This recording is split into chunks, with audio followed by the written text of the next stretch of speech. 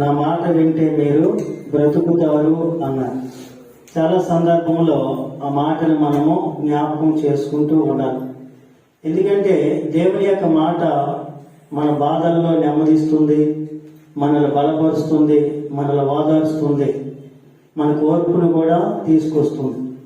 ఆ మాట ఎప్పుడైతే మన హృదయంలో జ్ఞాపకం చేసుకుంటూ ఉంటామో ఆ మాట మనకి ధైర్యము ఇస్తుంది. ఈ లోకంలో మనం ఎలా జీవించాలో మనకు తెలియదు, కానీ దేవుడి యొక్క మాటను మాత్రం మనం జ్ఞాపకం తీసుకొస్తే దేవుడే మనల్ని ఏం చేస్తాడో నడిపిస్తాడు. ఎందుకంటే ఆత్మలో ఎప్పుడు కూడా మనం మెలకువ కలిగి ఉండాలి.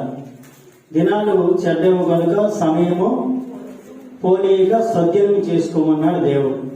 సమయాన్ని ఏం చేయాలంటే అవకాశం దొరకని కొలది దేవుడితో మనము సావాసం చేయడానికి ఇష్టపడాలి. ఎందుకంటే ఏ దినము ఏది సంభవిస్తుందో అది ఎవరికి కూడా తెలియదు. అన్నిటికంటే విలువైనది మనకిచ్చిన రక్షణ మనం జాగ్రత్తగా కాపాడుకోవాలి. అది దేవుడిచ్చిన మనకి గొప్ప ధన్యత. ఈ లోకంలో మనకంటే చాలా మంది జ్ఞానులు ఉన్నారు, గనులు ఉన్నారు, కానీ దేవుడు మనల్ని ప్రేమించి వాటి నుంచి ప్రత్యక్షపరుచుకొని మనకు ఆ రక్షణ ఇచ్చాడు. మన నీతిని బట్టి కాదు, మన యథార్థతను బట్టి కాదు, కానీ దేవుని యొక్క కృపను బట్టి ఆ రక్షణ మనకి ఇచ్చాడు. కనుక మనల్ని దేవుడు ఒక ఉన్నతమైన స్థితిలో పెట్టాలని దేవుడు యొక్క ఆలోచన బట్టి మనం ఎప్పుడైతే ఇష్టపడి నడడానికి ఒప్పుకుంటామో చక్కగా దేవుడు మనల్ని ముందుకి నడిపిస్తాడు. చూడండి, బైబిల్ గ్రంథంలో కీర్తన గ్రంథము 11వ అధ్యాయము 2వ వచనము చదువుకుందాం. దుష్టులు ఇల్లు ఎక్కి పెట్టి ఉన్నారు, చీకటిలో యథార్థ హృదయముల మీద వేటికై తమ బాణములు నారియందు సంధించి ఉన్నారు. పునాదులు పాడైపోగా నీతిమంతులు ఏమి చేయగలరు? చూడండి, ఈరోజు మనం చేస్తున్న ఈ భక్తి విధానంలో మొదట్లో ప్రారంభించినప్పుడు భక్తి బాగా ఆసక్తిగా మనము ప్రారంభిస్తూ ఉంటాం. ఈ ఆసక్తి కడవరకు కూడా మనిషిలో ఉండాలి. ఈ మన యొక్క యాత్ర ముగించినంత వరకు ఈ ఆసక్తి మనలో ఉంటే మన పునాదులు ఎప్పుడు కూడా స్ట్రాంగ్ గా ఉంటాయి.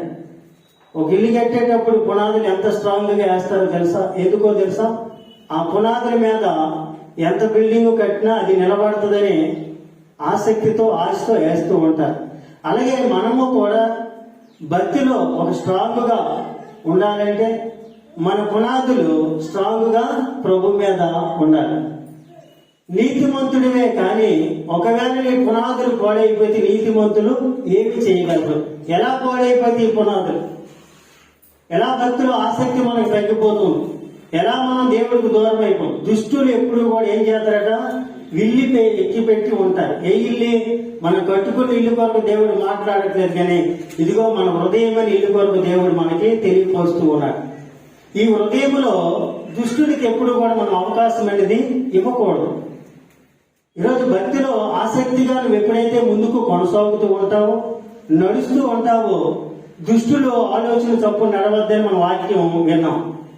ఈ దుష్టులు ఎప్పుడైతే మన మీదకి అటాక్ చేస్తారో, మన మీదకి వచ్చి దాడి చేయడానికి అనేక ఆలోచనలు తీసుకొచ్చినప్పుడు దానికి నువ్వు అవకాశం అనేది ఇవ్వకూడదు. ఒకవేళ అవకాశం నువ్వు ఇస్తే నువ్వు ఒకప్పుడు నీతిమంతుడివే, కానీ అవకాశం ఇచ్చిన నువ్వేమైపోతావు? నీ పునాదులు పాడైపోతావు. నీ పునాదులు పాడైపోయినప్పుడు నీతిమంతుడని జ్ఞాపకం చేసుకున్న నీతిమంతుడని ఏమి చేయగలమని దేవుడి వాక్యము సెలవిస్తూ ఉంది. అందువరకు మనం ఏంటంటే ఆ పునాదులు పాడైపోకుండా, ఆ పునాదులు పగిలిపోకుండా నీతిమంతులు యొక్క యథార్థమైన హృదయం మీద ఏం చేస్తారంటే చీకటిలో వచ్చి ఏం చేస్తారు? ఒక నాగేటో బాణాన్ని వేస్తూ ఉంటారు. ఈ యొక్క ఎప్పుడైతే మన మీదకి ఆ అటాక్ వస్తుంటుందో దానికి మనం ఏంటంటే తప్పించుకొని ఆత్మీయతలో మెలుగు కలిగి ఎక్కడ దేవుడికి మనం దూరం అయిపోతున్నాం ఎత్తుక్కొని దేవుడితో కలిసి నడడానికి ఎప్పుడైతే ఇష్టపడతామో ఎవరు మనల్ని కదిలించలేరు, ఎవరు మనల్ని కదపలేరు. ఒకవేళ మనం కదిలించబడి కదిలితే మనం ఏమవుతుందంటే మనం వేసిన పునాదులు పాడైపోతూ ఉంటాయి. ఈ పునాదులు పాడైపోయినప్పుడు నీతిమంతుడైనా ఏమి చేయగలంటే ఏం చేయలేదు. దేవుడు అన్నాడు, ఆ పునాదులు పాడైపోకుండా ఆ పునాదులు జాగ్రత్తగా నిలబెట్టుకొని నీ భక్తి విధానం ఎప్పుడైతే నువ్వు ముందుకు కొనసాగించుకుంటావో నీ ఆత్మీయ జీవితం తాపిగా కొనసాగుకొని వెళ్ళిపోతూ ఉంటాయి. చూడండి, ఒక సందర్భంలో ఆస అనే ఒక రాజు ఉన్నాడు. దేవుడు యూదా దేశం మీద ఆసాని రాజుగా చేశాడు. అంతకుముందు ఆ దేశంలో నెమ్మది అనేది లేదు. ఎప్పుడు యుద్ధాలు, గొడవలు ఇవే జరుగుతూ ఉన్నాయి. ఎప్పుడైతే ఈ ఆసాని దేవుడు ఆ దేశంలో రాజు చేయడానికి ఇష్టపడ్డాడో, ఆశ మొదట్లో ఆసక్తిగా దేవుడి దగ్గరికి వచ్చి ఆ దేశంలో ఉన్న కొన్ని విధానాలను ఏం చేశాడు, పడదోసి దేవుడికి యథార్థ హృదయం కలిగిన వ్యక్తిగా మారిపోయాడు. అయితే 10 సంవత్సరాల తర్వాత దేవుడు ఒక యుద్ధాన్ని పంపించాడు. ఎందుకు పంపించాడు తెలుసా? ఆశ యొక్క హృదయము నా మీద ఉంటుందా లేదా సైన్యం మీదకి వెళ్ళి తన జ్ఞానంతో వెళ్తాడనే ఒక టెస్ట్ చేయడానికి ఏం చేశాడు దేవుడు, ఒక యుద్ధాన్ని పంపించినప్పుడు ఆశ ఏం చేశాడంటే దేవుడు ఆనుకొని ఈ విస్తారమైన సైన్యంలో జయించడానికి నీకంటే మాకు ఎవరు లేరని దేవుడిని ఆనుకోవడానికి ఇష్టపడ్డాడు. ఇష్టపడినప్పుడు దేవుడు ఏం చేశాడంటే చక్కగా తనకి ఆత్మ బలము శక్తినిచ్చి ఆ సైన్యాన్ని అంతా కూడా దేవుడు జయించడానికి అనుమతి అనేది ఇచ్చాడు. అయితే ఇలా కొనసాగినప్పుడు మరి కొద్ది దినాలు పోయిన తర్వాత, కొన్ని సంవత్సరాలు అయిన తర్వాత 36వ సంవత్సరము తన జీవితంలో కొనసాగినప్పుడు మరొకసారి తనకి సంఘటనకి తన దగ్గరికి ముందుకు పంపిస్తే ఆ సమయంలో ఈ రాజు దేవుడిని అనుకోకుండా సిరియా రాజు అయిన బెన్యాది మీదకి సలహా కొరకు పరుగు తీసుకొని వెళ్ళాడు. అయితే ఈ రోజు కూడా మనం గమనించండి, మొదట్లో మనం ఆసక్తిగా దేవుడిలో ఎప్పుడైతే మనం కొనసాగుతూ ఉంటామో ఆసక్తి అనేది చివరి వరకు కూడా మనలో నుంచి తప్పిపోకూడదు. ఎప్పుడు దేవుడిలో మనం ముందుకు కొనసాగడానికి మెట్టుకు మెట్టు మనం దేవుడిలో ముందుకు వెళ్ళడానికి ప్రయాసపడాలి. ఈ రాజు మొదట్లో ప్రారంభించినప్పుడు బాగా ప్రారంభించాడు, దేవుడు సహాయం కోరుకున్నాడు, చక్కగా దేవుడు సహాయం ఇచ్చాడు, సైన్యాన్ని జయించాడు. కొన్ని సంవత్సరాలు గడిచిన తర్వాత తను ఏమనుకున్నాడంటే తన జ్ఞానము, తన ఆలోచన, తన శక్తి ఉపయోగించి ఏం చేశాడు, మనుషులని సహాయం కొరకు ఎదురు చూశాడు. ఒకసారి చూడండి అధ్యాయాన్ని 2వ దినవృత్తాంతాలు 16వ అధ్యాయం 7వ వచనం ఒకసారి చదవండి. ఆ కాలమందు దీర్ఘదర్శి అయిన అనాని యోధా రాజైన ఆసా యొద్దకు వచ్చి అతనితో ఇలాగా తెలియపరుస్తున్నాడు. ఎవరి దగ్గరికి వచ్చాడు? దీర్ఘదర్శి అయిన అనని. ఈ భక్తుడు ఆశా దగ్గరికి వచ్చి ఒక ప్రకటన తెలియపరుస్తున్నాడు. ఏం చెప్తున్నాడు?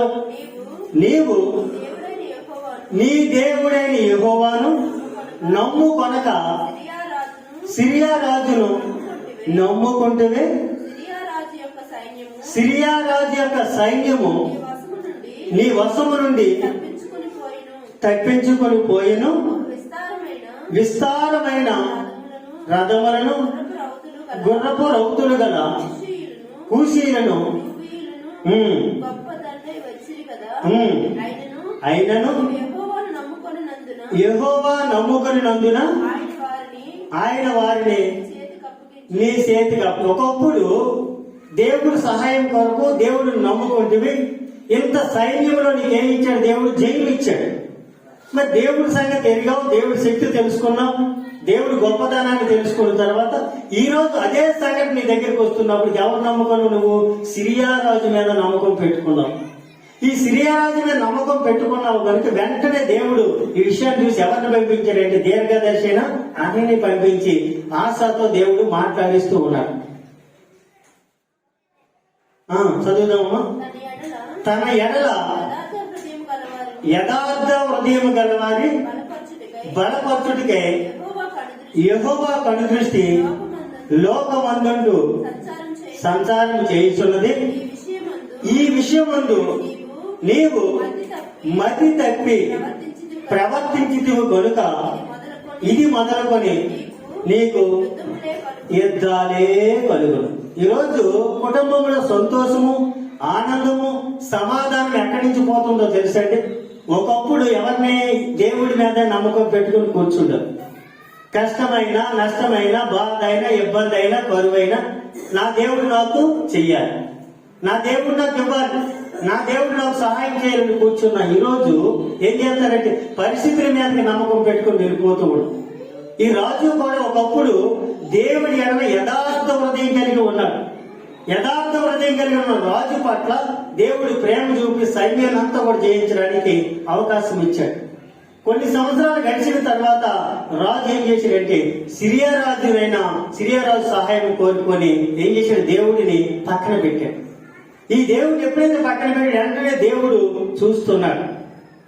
చూసి వెంటనే దీర్ఘదర్శన అనేది పంపిస్తే ఏమంటాడు తెలుసు, ఇక్కడి నుంచి నీ బట దేవుడిని నమ్ముకొనగా ఎలా ప్రవర్తించావట, మతి తప్పి ప్రవర్తించావు. దీనికి కారణం ఏంటి?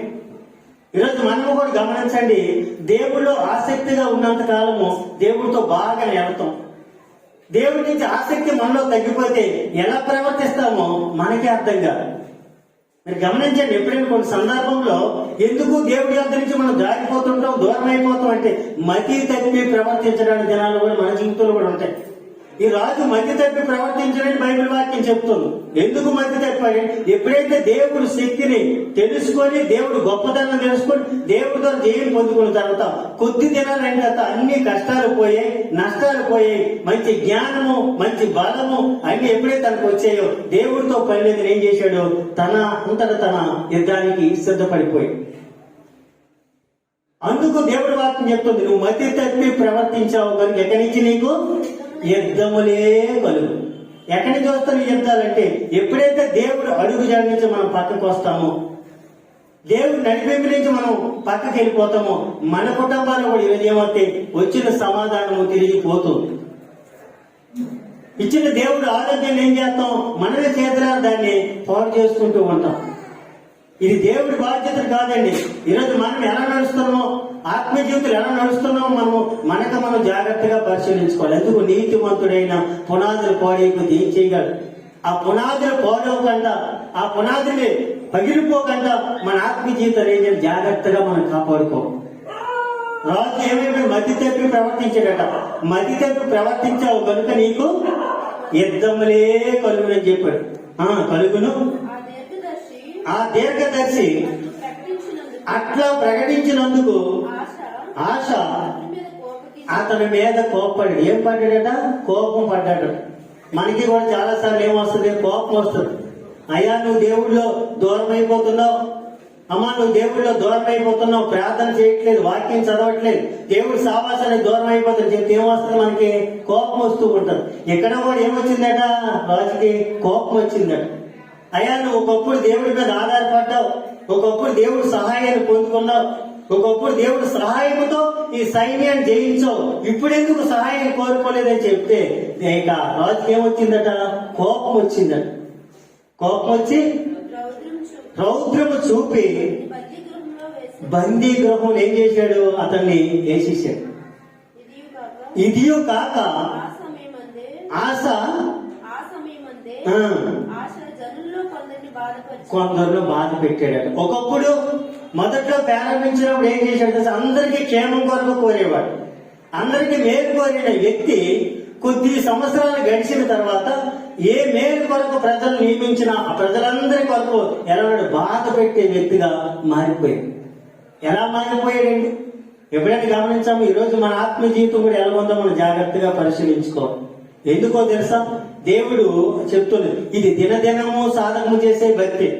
ఈ ఒక్కరోజుతో చేసి విడిచిపెట్టే భక్తి కాదండి. దినదినం ఎప్పుడైతే మనం సాధకం చేస్తుంటామో దేవుడు మనల్ని కూడా ఆత్మీయతలు వర్ధిల్లింపి ముందుకు తీసుకొని వెళ్తూ ఉంటాడు. ఈ రాజుకి ఎప్పుడైతే వర్తమానం దేవుడు పంపించగానే కోపం వచ్చిందట. కోపం మనకి చాలాసార్లు కోపం రాదా? కోపం వస్తూ ఉంటది మనకి కూడా. అమ్మా సరి చేసుకో, అయ్యా సరి చేసుకో, నువ్వు వాటి వెళ్ళొద్దు, వాళ్ళతో సావాసం చెయ్యొద్దు. ఎందుకో బైబిల్ చెప్తుంది కదా, దుష్ట సాంకేతం ఏం చేద్దట, మంచి నడవడిని చెరిపి వేస్తుంది. ఈ చెరిపి వేస్తే దేవుడు ఎప్పుడైతే హెచ్చరిస్తాడో గద్దిస్తాడో మనకి చాలాసార్లు ఏం చేస్తా, కోపం వస్తూ ఉంటాడు. రాజు కోపపడ్డాడు. కోపపడి రౌద్రంతో కోపంతో ఏం చేశాడు, తన యొక్క దైవ సేవకుడైన భక్తులు ఏం చేయాలి, తీసుకెళ్లి బందీ గృహంలో బంధించి తనతో పాటు ఇంకా అనేక మంది ప్రజలకు బాధ కలిగే వ్యక్తిగా మారిపోయాడు. ఈరోజు మనము కూడా గమనించండి, మొదట్లో ఎలా ఉంటామో తెలుసండి, దేవుడి దగ్గర ఆసక్తిగా వస్తూ ఉంటాం, ఆసక్తితో భక్తి ప్రారంభిస్తాం, ఆసక్తితో దేవుళ్ళు ఏం చెప్తే అది మనము చేయడానికి ఇష్టపడుతుంటాం. కొద్ది రోజులు అయిన తర్వాత దేవుడు పిలిస్తే ఏం చేస్తాం, మనము పక్కకి వెళ్ళిపోతూ ఉంటాం. దేవుడి మాటకి మనం లక్ష్య పెట్టం, దేవుడి మాటకి లోపడం, దేవుడి మాటకి విధేయత చూపించం. దేవుడు ఒకటి చెప్తే మనం ఏం చేస్తాం, ఒకటి చేస్తూ ఉంటాం. రాజు అదే చేశాడు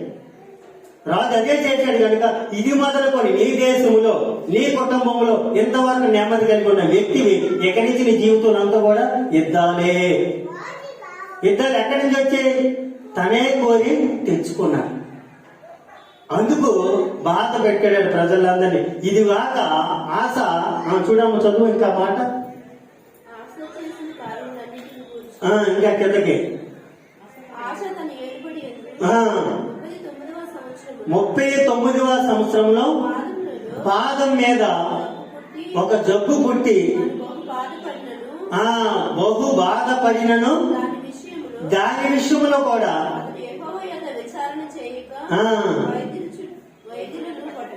ఎక్కడ పట్టుకున్నాడట, చివరికి ఇప్పుడైనా దేవుడిని వెంబడిస్తాడేమో. ఇది ఎవరు పంపించిందట, దేవుడి చిత్తం కాకపోతే మన దగ్గరికి ఏది కూడా రాదండి. దేవుడి పర్మిషన్ లేకుండా ఏది మన దగ్గరికి రాదు. యోగు దగ్గరికి అపవాదం వచ్చేయండి, ఎవరు ఆలోచించి దేవుడి ఆలోచన తీసుకోలేదా? దేవుడికి చెప్పి యోగు దగ్గరికి వచ్చాడు శోధించడానికి. ఇక్కడ కూడా చివరిలో ఒక పాదం మీద జబ్బులాగా ఒక పుట్టినప్పటికి కూడా దాని విషయమైన దాని నిమిత్తమైన దేవుడిని వెతుకుతాడేమో, దేవుడిని కనుగొంటాడేమో అని చూస్తే చివరికి దేవుడిని విడిచిపెట్టి ఎవరినైనా వెంటాడుతాడు, వైద్యుల చేత పట్టుకొని తిరుగుతున్నాడు. ఒకప్పుడు నీతిమంతుడేంటి, ఇప్పుడు ఏమైపోయింది, పునాదులు పాడైపోయింది. ఆ పునాదులు పాడైపోకుండా మనం జాగ్రత్తగా మనం కాపాడుకోవాలి. ఎప్పుడు దేవుడి ఎడల మన ఉదయం యథార్థం కలిగిందా మనం ఉండాలి. యథార్థ హృదయాన్ని దేవుడు ఏమన్నాడు, రక్షిస్తాను, కాపాడుతాను, మరణ భయం నుంచి కూడా దేవుడు ఏం చేసి విడిపిస్తానని చెప్పాడు. ఎందుకో తెలుసా, పై రూపాన్ని చూసేవాడు కాదు మన ప్రభు, అంతరంగ హృదయాన్ని ఎరిగిన వాడు మన ప్రభు. దాన్ని బట్టే నీకు ప్రతిఫలమని దేవుడు ఈరోజు ఇస్తాడు. చివరికి ఆశ యొక్క పాదములో కూడా ఒక జబ్బు వచ్చినప్పటికీ కూడా ఒకవేళ నన్ను కనుక్కుంటాడేమని, నన్ను ఎత్తుకుతాడేమని దేవుడు ఎదురు చూస్తున్నాడు. కానీ చివరికి దాని విషయం కూడా ఆశ ఎవరితో పట్టుకుని తిరుగుతాడు, వైద్యుల మీద తిరుగుతూ ఉన్నాడు. ఈరోజు మనం కూడా గమనించండి, మొదట్లో ఏమంటాం, ప్రభువా అని ప్రభు దగ్గరికి వచ్చి సాగిలు పడుతూ ఉంటాం. కొద్ది దినాలు అయిన తర్వాత అన్ని కష్టాలు తీరిపోతే, అనారోగ్యాలు పోయిన తర్వాత అన్ని బాగున్నప్పుడు ఏం చేస్తాం, మనము దేవుడిని పక్కన పెట్టి లోకంలో ఏదుందని పరుగులు తీసుకొని వెళ్తూ ఉంటాం. ఈ లోకంలోకి వెళ్ళినప్పుడు ఏమవుతుంది, దుష్టులు ఏం చేస్తారో ఆవరిస్తూ ఉంటాయి, అనేక ఆలోచనలు వస్తుంటాయి, అనేకమైన తలాంపులు పుడుతుంటాయి, అనేక ఉద్దేశాలు నీకు ఎంటర్ అయినప్పుడు ఏమవుతుంది, దేవుడిని పక్కన పెడతావు. నీతిమంతుడైన పునాదులు పాడైపోతే తర్వాత నువ్వు వచ్చి ఏం చేయగలవు, ప్రార్థన చేయగలవా? మనసు ఒప్పుకుంటుందా? దేవుడి మాటకు లోపడడానికి మనసు ఒప్పుకుంటుందా? ఒప్పుకొని ఎంతో కష్టం. అందుకే బైబిల్ చెప్తుంది, ఒక్కసారి వెలిగింపబడిన జీవితము పరలోక సంబంధమైన రుచి చూసి తిరిగి నూతన పరచబడడం అసాధ్యం అన్నాడు. నాకు అసాధ్యమైనది ఏదైనా ఉందన్నాడు ప్రభు. అక్కడ అసాధ్యమైన మాట ఎందుకు వాడాడు? తిరిగి దేవుడి దగ్గరికి రావడం అనేది చాలా కష్టంగా ఉంటుంది. ప్రార్థన చేయాలంటే శరీరం లోపడదు, దేవుడి మాటకి విధేయత చూపించాలంటే మెడ వంగదు, మోకరించి ప్రార్థన చేయాలంటే సహకరించదు. అందుకు మనం ఏంటంటే దేవుడిచ్చిన ఈ తలంతని, దేవుడిచ్చిన రక్షణ మనం జాగ్రత్తగా కాపాడుకోవాలి. ఎప్పుడు దేవుడి ఎడల యథార్థ హృదయం కలిగి మనం ఉండాలండి. ఎప్పుడైతే యథార్థ హృదయం కలిగి ఉంటామో దేవుడి నీతిని బట్టి నీకు ప్రతిఫలం ఇస్తాడు. దేవుడేం అన్యాయస్తుడు కాదు. ఆశ మొదట్లో ప్రార్థన చేయగా నాకు అది కావాలి ఇది కావాలని అడగలేదు, కానీ అడగకపోయినా తన యథార్థాన్ని బట్టి ఏం చేశాడు, ఒక ఉన్నతంగా దేవుడు తీసుకొచ్చి నిలబెట్టాడు. ఎంతో శత్రు సమయం వచ్చినప్పుడు ప్రార్థన చేయగానే దేవుడు ఏం చేశాడు, తన పక్షాన్ని వచ్చి యుద్ధం చేశాడు. ఈరోజు నువ్వు నేను కూడా దేవుడి వల్ల ఎప్పుడైతే యథార్థంగా ఉంటామో, నీతిగా ఉంటామో, దేవుడిని ఎత్తుకుతామో మన పక్షాన్ని దేవుడు మన ద్వారా యాజ్యమవుతాడు. అందుకు నీతిమంతులకి అనేక ఆపదలైనప్పటికీ దేవుడు వాటి నుంచి మనల్ని విడిపిస్తానని చెప్పాడు. అందుకే ఇంకో మాట చూడండి, 2 సమయాలు ఒకసారి చూడండి, ఒకసారి 2 సమయాలు ఒకసారి తీసుకుని ఒక మాట అక్కడ మనం జ్ఞాపకం చేసుకుందాం. 22వ అధ్యాయము 19వ వచనం చదవండి. ఆపత్కాలమందు వారు నా మీదకి రాగా యెహోవా నన్ను ఆదుకొనెను. ఇక్కడ చూడండి, దావీదు తన జీవితం కొరకు తెలియపరుస్తున్నాడు. ఆపత్కాలము నా మీదకి రాగా, అంటే ఒక ఆపద రాగా, ఒక కష్టం రాగా, ఒక నష్టము నా మీదకి రాగా యెహోవా నన్ను ఆదుకొనెను, విశాలమైన స్థలమునకు నన్ను తోడుకొని వచ్చిన నేను ఆయనకి ఇష్టడును కనుక ఆయన నన్ను తప్పించును. దేవుని స్తోత్రం. ఏమవ్వాలంటే మనం అంటే దేవుడికి ఇష్టంగా ఉండాలి. దావీదుకు ఒక ఆపద వచ్చింది, ఒక కష్టం వచ్చింది, ఒక నష్టం వచ్చింది, కానీ ఏం చేస్తున్నాడు? ఆపత్కాలం ముందు యెహోవా నన్ను ఆదుకుంటాడు. ఎలా ఆదుకుంటాడంటే ఎప్పుడైతే ఈ హృదయం దేవుడికి యథార్థంగా ఉంటుంది, ఎప్పుడైతే మనం దేవుడిని ఎదుగుతామో, దేవుడు కనుగొంటామో, దేవుడి ఆపదలో మనకి ఏం చేస్తాడు? దేవుడు మనకు సహాయం అనేది చేస్తాడు. విశాల స్థలంలో తోడుకుపోయి నాకు తోడుకొని వచ్చును, నేను ఆయనకి ఇష్టడును కనుక ఆయన నన్ను తప్పించును. చూసా, నా నీతిని బట్టి ఆయన నాకు ప్రతిఫలం ఇచ్చాడు. దేన్ని బట్టి వచ్చింది ప్రతిఫలము? నా నీతిని బట్టి నాకు దేవుడు ప్రతిఫలం ఇచ్చాడు. ఇదిగో నేను ఈ స్థితిలో నిలబడడానికి, ఈ రాజ్యాధికారం మీద కూర్చోవడానికి, ఈ రాజ్య సింహాసనం నిలబడడానికి నా దేవుడు, నేను నా నీతిని బట్టి, నా భక్తిని బట్టి దేవుడు నాకు ఇచ్చాడు. ఈరోజు మనమందరం కూడా ఆ భక్తిలో ముందుకెళ్లాలంటే ఆత్మీయ జీవితాన్ని మనం జాగ్రత్తగా కాపాడుకోవాలండి. ఎందుకంటే దుష్టులు ఎక్కడ తెలుసా? ఇంటి మీదకి వచ్చి ఎక్కిపెట్టి కూర్చొని ఉంటారు. ఏం చేస్తారు? దుష్ట సంగీతం ఎప్పుడు కూడా మంచి నడవని చెడపడానికి అనేకమైన ఆలోచనలు మనలోకి తీసుకొస్తూ ఉంటాయి. ఈ ఆలోచనలకు మనం ఎప్పుడు అవకాశం ఇవ్వకూడదు, వీటికి ఎప్పుడు మనం లోబడిపోకూడదు. ఎందుకు తెలుసు? నా దేవుడు నాతో ఉన్నాడు, నన్ను చూస్తున్నాడు. అందుకే ఇంకా అదే సంఖ్యలో కూడా ఇంకో చూడండి, 22 వచనం చదవండి. అక్కడ ఏముందో? 22 యెహోవా మార్గములను నేను అనుసరించుతున్నాను, భక్తిహీనుడినై. చూసావా, నా దేవుడి నేను విడిచిన వాడిని కాదు. ఈరోజు మనం ఏం చేయాలి? ఒకప్పుడు భక్తిహీనం అయినప్పటికి కూడా దేవుడిని మనం విడవకూడదండి. దేవుడి సన్నిధికి వచ్చి మనం దేవుడిని పట్టుకోవాలి. దేవుడి దగ్గరకు వచ్చి మనం దేవుడితో యాజ్యమాడాలి. అయ్యా నేను ఇదిగో జారిపోయాను, తప్పిపోయాను, లేదా భక్తిహీనుడిని అయిపోయాను, నువ్వే నన్ను మళ్ళీ ఆ మార్గంలో నిలబెట్టని దేవుడి దగ్గరికి ఎప్పుడు వచ్చే బతిలాడుకుంటాం, వేడుకుంటామో తప్పిపోయిన మార్గంలో మళ్ళీ ఏం చేస్తాడు? దేవుడు నిలబెడతాడు, తిరిగి నడిపిస్తాడు దేవుడు మనల్ని. అదే 25 వచ్చిన చదువు మనకి ఏముంది అక్కడ? కావున నేను నిర్దోషులై ఉండుట దేవుడు చూసి తనకు దృష్టికి కనబడిన నా చేతిలో నిర్దోషత్వం బట్టి నాకు ప్రతిఫలం ఇచ్చును. దేవుడికి స్తోత్రం. నువ్వెంత ప్రయాసపడుతున్నావో దేవుడు చూడలేదా? నువ్వెంత కష్టపడుతున్నావో దేవుడు చూడలేదా? నువ్వెంత భక్తిలో నడుస్తున్నావో దేవుడు చూడలేదా? నీ చేసిన భక్తి నీకేం చేస్తే ధైర్యము పుట్టిస్తుంది. దీన్ని ఎవరు మనం దొంగతనం చేయలేరండి. మన దగ్గర ఉన్న వస్తువులు ఏమైనా దొంగతనం చేయొచ్చు, కానీ మనలో ఉన్న భక్తి మాత్రం మనకి ఎవరు కూడా దాన్ని దొంగిలించలేదు. అందుకు దాన్ని నా నిర్దోషతను బట్టి నాకు దేవుడు ప్రతిఫలం ఇచ్చాడు. ఎవరు చూశారట? యెహోవా చూశాడు. మనుషులు చూడక దేవుడు చూడాలి. మన భక్తిని దేవుడికి అంగీకారంగా ఉండాలి, దేవుడికి ఇష్టంగా ఉండాలి, దేవుడికి యథార్థంగా మనం ఉండాలి. ఎప్పుడైతే ఆ విధంగా ఉంటామో మన నిర్దోషతను బట్టి దేవుడు ఏం చేస్తాడు? ప్రతిఫలం మనకి ఇస్తాడు. ఎలాంటి బంధకాల్లో ఉండిపోయావా, ఎలాంటి దురాత్మంతో పీడించబడుతున్నావా, లేదా ఎలాంటి అపాయంలో ఉన్నావా, ఎలాంటి కరువులో ఉన్నావా, దేవుడు నేనేం చేస్తాడు? అందులో నుంచి బయటికి తీసుకొస్తాడు. ఇది వాస్తవం, ఇది సత్యం. ఇది దేవుడి మాట మీద నువ్వు ఎంత ఆధారపడతావో, నమ్మకం పెడతావో, దేవుడి కొరకు నీ హృదయాన్ని ఎంత శుద్ధిగా చేసుకుంటావో అంత బహుమానం దేవుడి యొక్క నుంచి నువ్వు పొందుకుంటావు. అందుకు యథార్థ హృదయాన్ని దేవుడు ఏం చేస్తాడట? రక్షిస్తాడు, కాపాడుతాడు. వాళ్ళ వైపు తన కను దృష్టి నిలుచుంటారు. ఒకప్పుడు ఆశ యథార్థంగా ఉన్నాడు, కొన్ని సంవత్సరాలు అయిన తర్వాత యథార్థతను ఏం చేశాడు? పక్కన పెట్టాడు. అయ్యా యథార్థత నువ్వు పక్కన పెట్టావని దేవుడు మాట్లాడినప్పుడు ఆ మాటకి కూడా అతను ఏం చేశాడట? కోపం వచ్చింది. ఎందుకు కోపం వచ్చిందో తెలుసండి? మతి తప్పి ప్రవర్తించును అని వాక్యం చెప్తాం. ఈరోజు మనము కూడా దేవుడిలో ఉన్నంతకాలం పర్లేదు. దేవుడిని ఒకవేళ మనం కానీ పక్కన పెట్టి విడిచిపెట్టి మనం వెళ్ళామా, మనమైతే కూడా ఏమో తగ్గిపోతాయి. ఏం చేస్తామో మనకు అర్థం, ఏం చెయ్యాలో అర్థం కాదు.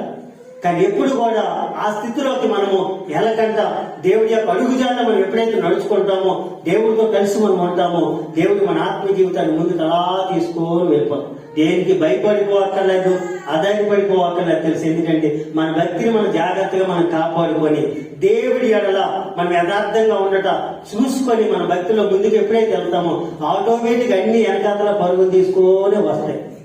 దాని కొరకు నువ్వు పరిగెట్టక్కర్లే, దాని కొరకు నువ్వు ఎదురు చూడాలి. నువ్వు దేని కొరకు ఎదురు చూడాలంటే దేవుడి ఎడల నువ్వు ఎదురు చూడు, దేవుడి దగ్గర ఎదురు చూడు. నీ హృదయం సరిగా ఉందా లేదా, యథార్థంగా ఉందా లేదా, దేవుడికి ఇష్టం లేని ఒకవేళ నీలో ఏమైనా ఉన్నాయా అట్లేం చేయలేవు, తీసి పారేయ. అట్లా తీసుకొని నువ్వు ఎప్పుడైతే దేవుడి ఆడ యథార్థంగా ఉంటావో దేవుడు ఖచ్చితంగా నీ భక్తిని బట్టి నీకు ప్రతిఫలం ఇస్తాడు. అందువరకు దాని వైపే మనం చూడాలి. అందుకే దుష్టులట ఇల్లు పెట్టి ఉన్నారు. ఎప్పుడు చీకట్లోకి వస్తారు, ఎప్పుడు సావాసానికి వస్తారండి దుష్టులు. అనేక మంది ఏం చేస్తుంటారు, మనం లాగుతూ ఉంటారు. ఎక్కడ ఉంటారండి దుష్టులు? చాలా మంది శ్మశానికి వెళ్తే భయపడిపోతూ ఉంటారు. శ్మశానంలో ఏమైనా ఉంటాయా? ఈ దుష్టుడు అని మనం ఓడుతాం, కానీ ఈ దుష్టుడి కంట అనేక మంది మనుషుల్లో ఈ దుష్టాత్మ ఎప్పుడైతే ఆవరించి ఉంటుందో వాడు భక్తి చేయరు. చేతుల్లో ఏం చేస్తారు, పక్కకి లాగుతూ ఉంటారు. అది మనం జాగ్రత్తగా మెరుగుగా చూసుకోవాలి. అందుకు నీ భక్తిలో నువ్వు యథార్థత తక్కువకూడదండి. ఎదుటి వ్యక్తికి నువ్వు అవకాశం ఇవ్వకూడదు. అందుకే బైబిల్ చెప్తుంది, ఎవరైతే దేవుడి యొక్క వాక్యానుసారంగా నడుస్తున్న వ్యక్తి నువ్వు ఏం చేయాలి, వెంబడించాలి. అంతేకాని ఎవరితో పడితే వాళ్ళతో సావాసం చేస్తే ఏమవుతుంది, నీ యథార్థ హృదయం ఏమైపోద్ది అంటే పాడైపోతూ ఉంటుంది.